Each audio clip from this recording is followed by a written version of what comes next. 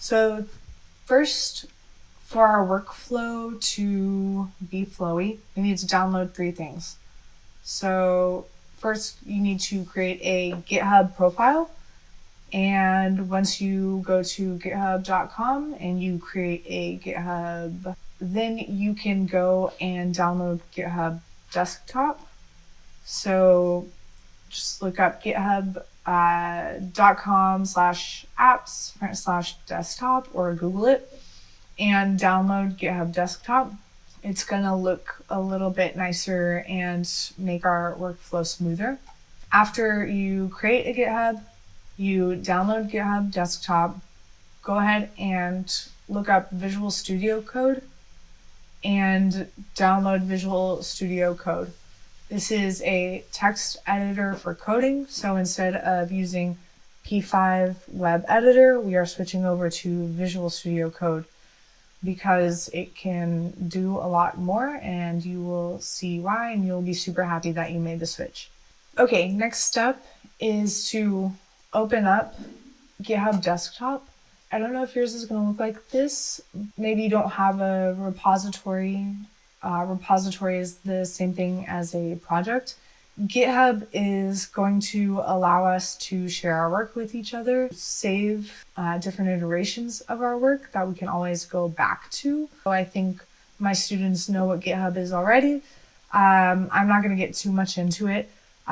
Just go ahead and follow along with me for right now. You should be able to do a file, new repository. So create a new project here. Whenever you push things in GitHub Desktop, you can then go see it in the web version of GitHub. We'll create a repository name called, test project.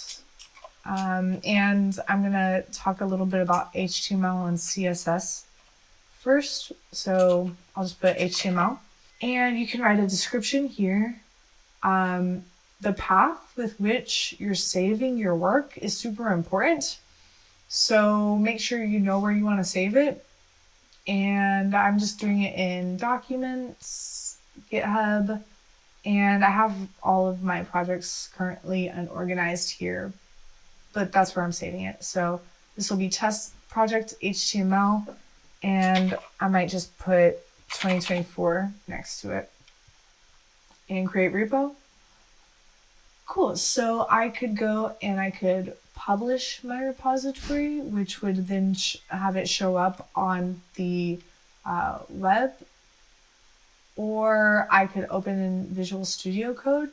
And right now, this is sort of how I enter into VS Code from GitHub. It's just easier for me that way. So I'll create a project here and then I'll open it in Visual Studio Code. There's 1,000,001 ways to do this, so this is just my way. Once we're in VS Code, in order to put the cherry on top of our workflow, we're gonna get Copilot. So we got GitHub, we got VS Code, now we need Copilot. This is the Explorer here, and the Explorer, this is the test project, so all of your folders and files are going to show up here once you get going. Search, we'll come back to that. Source control, this is referring to GitHub. We really won't use this at all, or at least I don't. I've never really used this. I'm sure this is super useful for developers, but I haven't gotten there yet. The extensions, this is where you're going to find Copilot.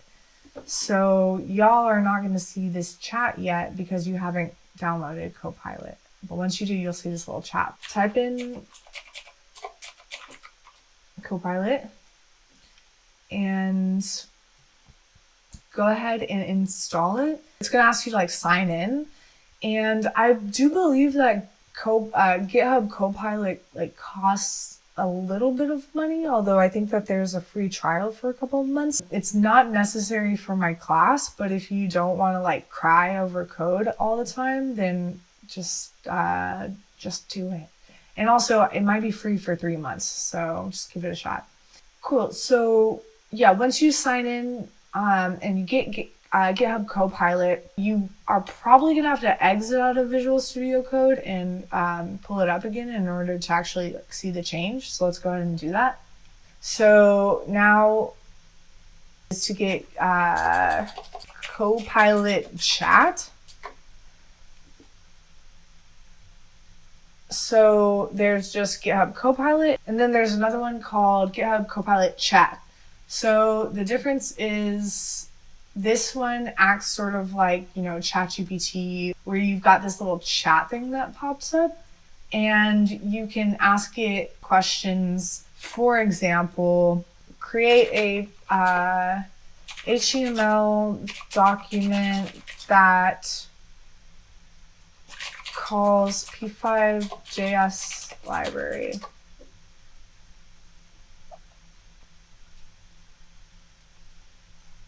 Cool. So it sort of put the function setup and function draw inside of here, which is not what we want, but it basically did everything that I hoped it would do. But always double check the work. And just going back to the extensions. So you can use this to generate code, fix errors, ask questions, and more. GitHub Copilot, like this extension, it provides inline coding suggestions as you type. And I'll show you this in a sec. And then the chat is just a companion extension that provides conversational AI assistance. So let's go back to the Explorer and let's create some files.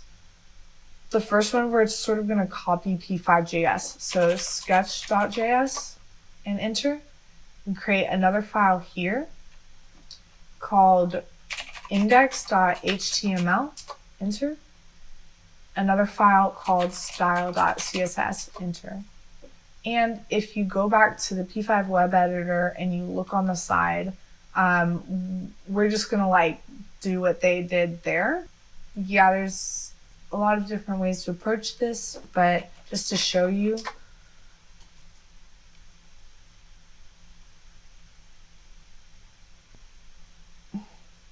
So here's P5.js. You just click on that little arrow here, and index.html, sketch.js, style.css. Index.html, I literally just copy it over and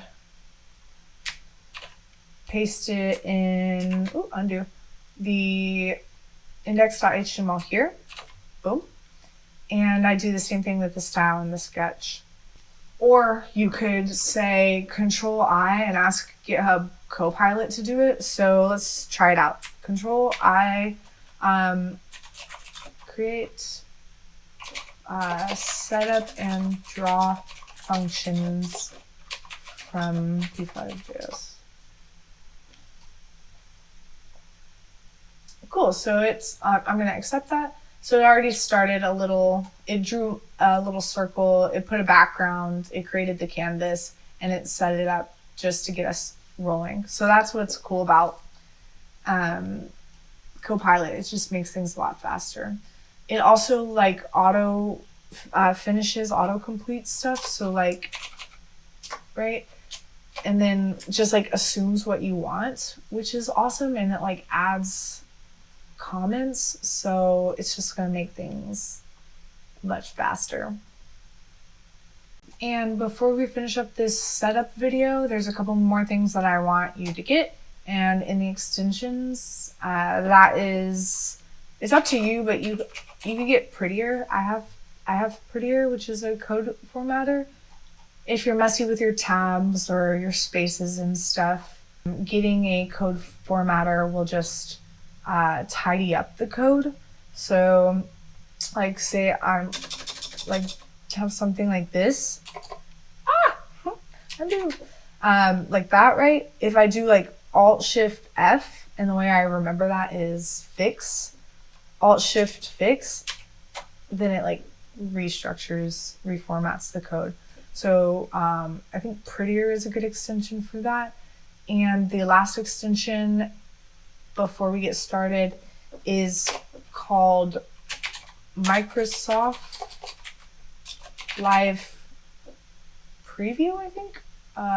Yeah, Live Preview by Microsoft. Go ahead and install Live Preview for Microsoft.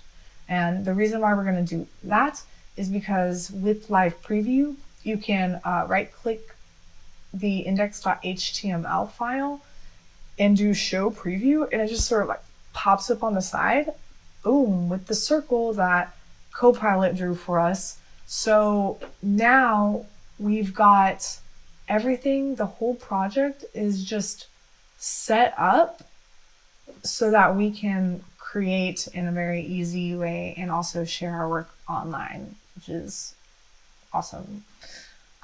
So in the next video, we're going to start diving in like a little bit into HTML as far as what I know so far anyway. So I will see you there.